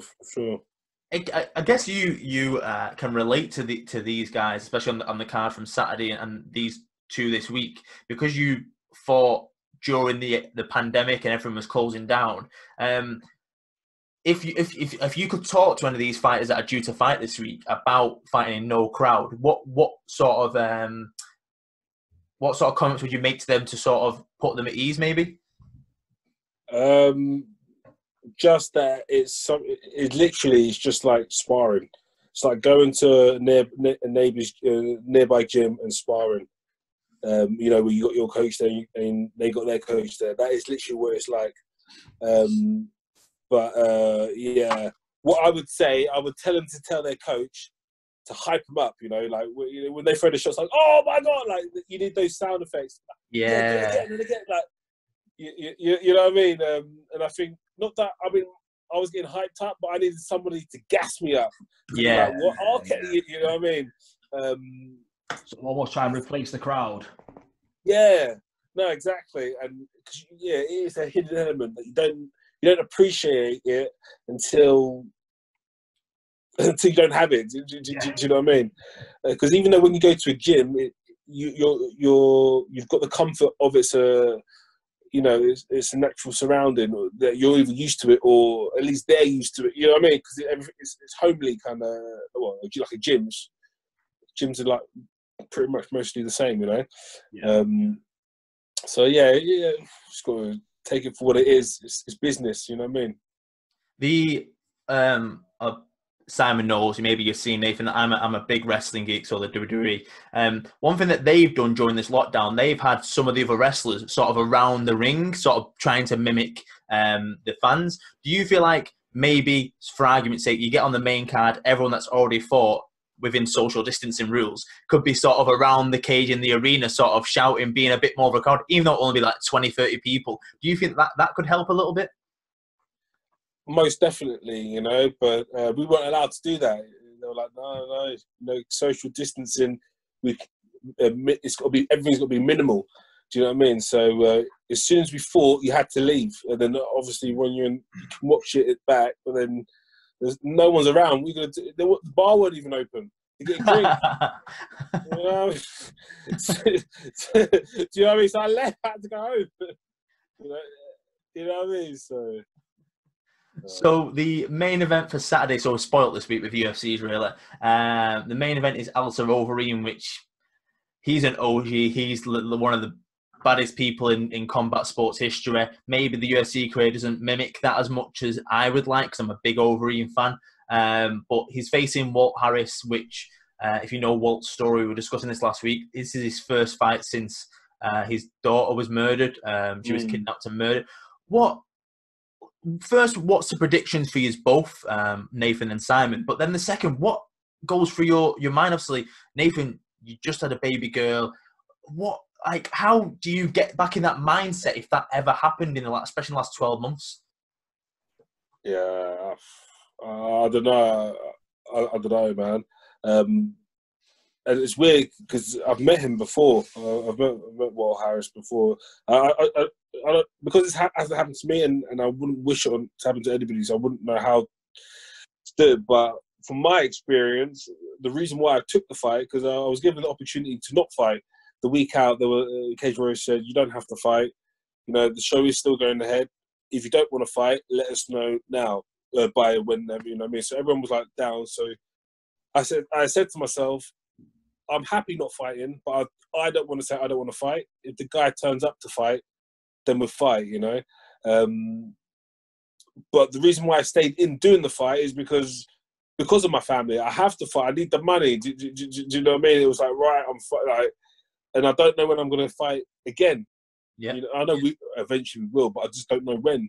So it's like, right, I've got to do it. I'm doing it for my family. So it's a different urge, but the ties are the same because it's my girl, man. You know what I mean? So I fight to put food in her mouth, kind of thing. So you know, but I don't know it the other way, man. yeah.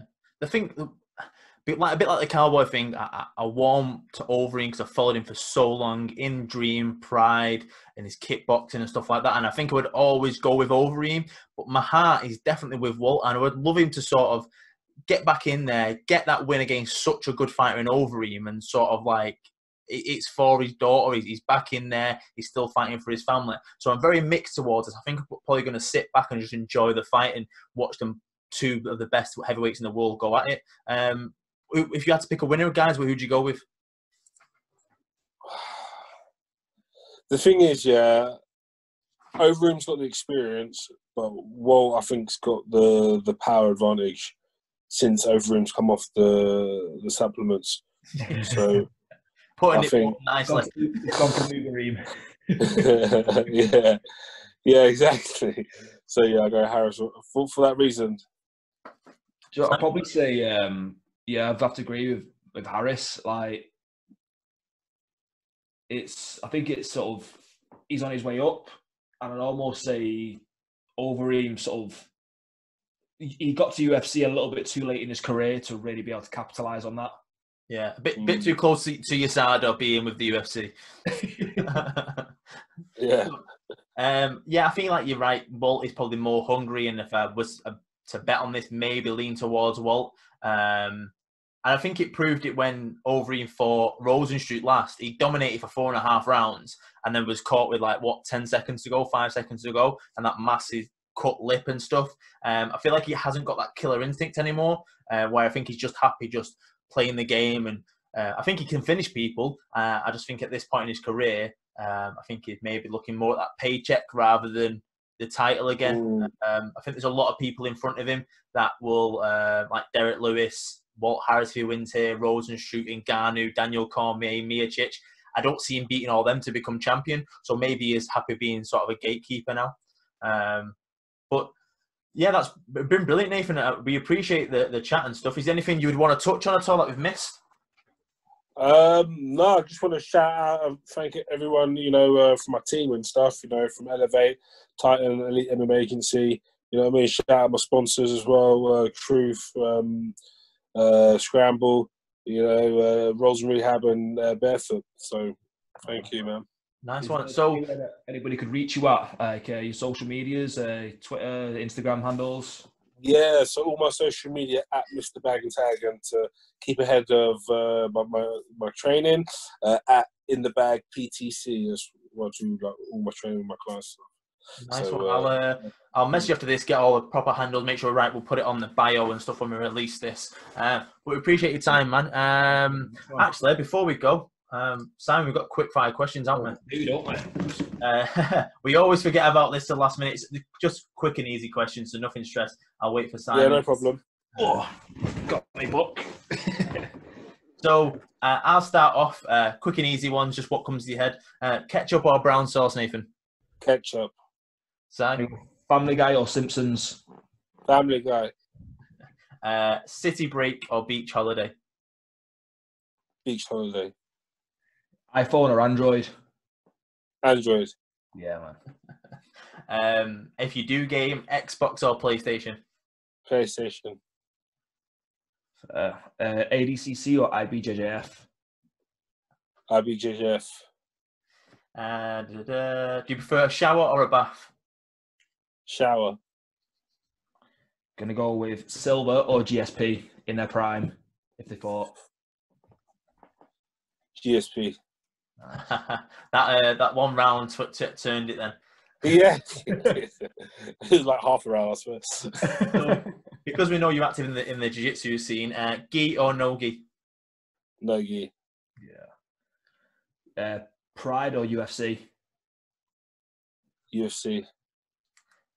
When you're in a fight, do you prefer a knockout or a submission? Submission. Nice. Not a lot of people have said that. Well, I've got 10 submissions and 1 knockout, so I couldn't say knockout. So do you prefer a choke or a limb lock? Choke. Sure. As a fan, and probably when you're fighting as well, do you prefer a war or a quick finish? Quick finish. In and out. That's it. You don't get paid overtime, man. Any more, Si? Last one for me here. Based on from your grappling, takedown or pull, guard pull? I want to say takedown, but I don't take that. Yeah, takedown. Yeah, brilliant. You've been ace, Nathan. I appreciate your time. Thank you. Thank you. Giving your time. What you said your social medias. If you had to pick one opponent next, who'd it be? Oh, you know what? I don't know. There'll be anyone, but one guy that I was due to fight was Hacken Foss, so I wouldn't mind fighting him.